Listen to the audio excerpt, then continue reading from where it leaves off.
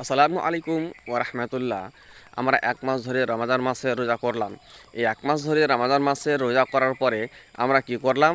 রমাজান মাসে 28শে রমাজান বা 29শে রমাজান আমরা সবাই প্রত্যেকটি মুসলমান আমরা কি করলাম? ফিতরা আদায় করলাম। এই ফিতরা আদায় করে আমরা মসজিদে রেখে দিলাম। আমরা ফিতরা আদায় করলাম কি? চাউল। এই চাউল ফিতরা আদায় করে আমরা মসজিদে রেখে দিলাম এবং মসজিদে রেখে দেওয়ার পরে এবার আমরা কি করি? ফেতরাকে বিতরণ করব। এবার ফেতরাকে বিতরণ কে করবে? ফেতরাকে বিতরণ করবে কি? গ্রামের যারা সর্দার রয়েছে বা গ্রামের যারা মণ্ডল রয়েছে তারা ফেতরা বিতরণ করবে। এবং তার দ্বারা ফেতরা বিতরণ করতে গিয়ে দেখা যাচ্ছে যে কাউকে ফেতরা একটু বেশি দিয়েছে, কাউকে ফেতরা একটু কম দিয়েছে। এগুলো নিয়ে আমাদের গ্রাম সমাজের মানুষ বিভ্রান্তি সৃষ্টি করে দিচ্ছে। এগুলো নিয়ে গ্রাম সমাজের মানুষ বিভ্রান্তি সৃষ্টি করে দিচ্ছে। এরকম বিভ্রান্তি সৃষ্টি করে দিচ্ছে যে মনে হচ্ছে যে সেখানে মারপিট হয়ে যাবে, সে মারামারি হয়ে যাবে। কিন্তু ওখানে যে এরকমভাবে যে মারপিট বা মারামারি যে হয়ে যাবে এরকম একটি পরিস্থিতি চলে আসছে। এই পরিস্থিতিগুলো আসছে কেন? এই পরিস্থিতিগুলি আসছে একেবারে মূর্খতার কারণে। এই পরিস্থিতিটি আসছে। মূর্খতা না হলে কিন্তু এই পরিস্থিতিটি আমাদের সমাজে আসবে না। তাহলে এই মূর্খতাটা হচ্ছে এটি কী মূর্খতা? অনেকেই মানুষ ফেতরা খাচ্ছে বা অনেক মানুষ ফেতরা নিচ্ছে। তাহলে যারা খাচ্ছে যারা নিচ্ছে তারা লোকরা ফেতরা নিচ্ছে, আপনার কি অসুবিধা? আপনার কি অসুবিধা নেই তো? আপনি তো দিয়ে দিয়েছেন। আপনি যদি না দিতেন ফেতরা তাহলে আপনি গুনাহগার হতেন। কিন্তু এখন দেখা যাচ্ছে আপনি ফেতরা দেওয়ার পরেও আপনি গুনাহগার হয়ে যাচ্ছেন কেন? আপনি গুনাহগার হচ্ছেন কেন? ফেতরা দেওয়ার পরেও আপনি গুনাহগার হচ্ছেন কেন?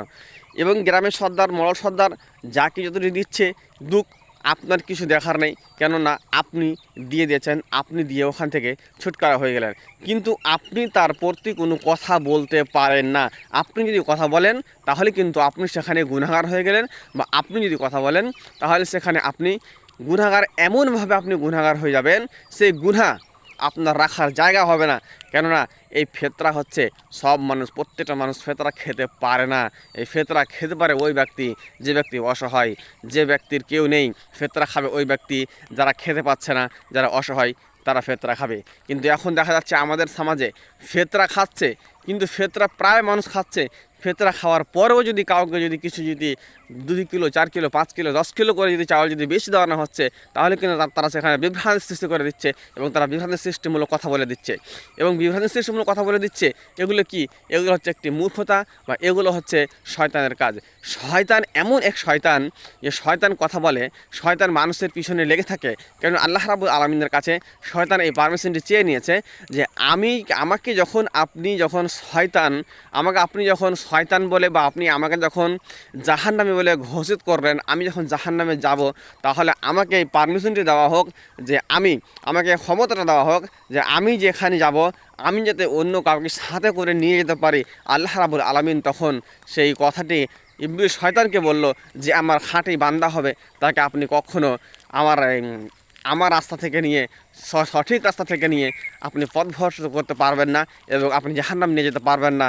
যা আপনাকে এই পারমিশনটি দেওয়ানো হলো। এই কারণে শয়তান পারমিশনটি চেয়ে নিয়েছিল যে মানুষের ভিতরে ঢুকে, মানুষের প্রত্যেকটা রগের ভিতরে ঢুকে মানুষকে ভাঙটার জন্য, মানুষকে পথভ্রষ্ট করার জন্য, মানুষকে জাহান্নামে নিয়ে যাওয়ার জন্য এই পারমিশনটি আল্লাহ রাব্বুল আলামিনের কাছে শয়তান চেয়ে নিয়েছিল। এবং আল্লাহ রাব্বুল আলামিন দিয়েছিলেন, কি বলে দিয়েছিলেন? যে আমার যেটা খাঁটি বান্দা হবে, সে বান্দাকে আপনি কখনো পথভ্রষ্টের মধ্যে আপনি নিয়ে যেতে পারবেন না। এই বলে আল্লাহ রাব্বুল আলামিন শয়তানকে পারমিশন দিয়েছিলেন। কিন্তু আজকে দেখা যাচ্ছে যে আমরা সে শয়তান কিন্তু আমরা নিজেই হয়ে যাচ্ছি। শয়তান কাজ করছে ঠিক আছে, কিন্তু শয়তানের কাজটা আমরা নিজে করে দিচ্ছি।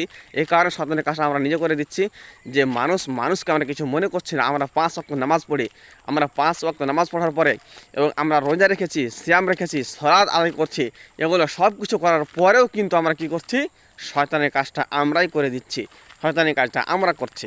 এই শয়তানের কাজটা আমরা করার কারণে এগুলো হচ্ছে কি? মানুষের মধ্যে একটি ঝগড়া বিবাদ সৃষ্টি হয়ে যাচ্ছে। মানুষের প্রতি রাগান্বিত হয়ে যাচ্ছে।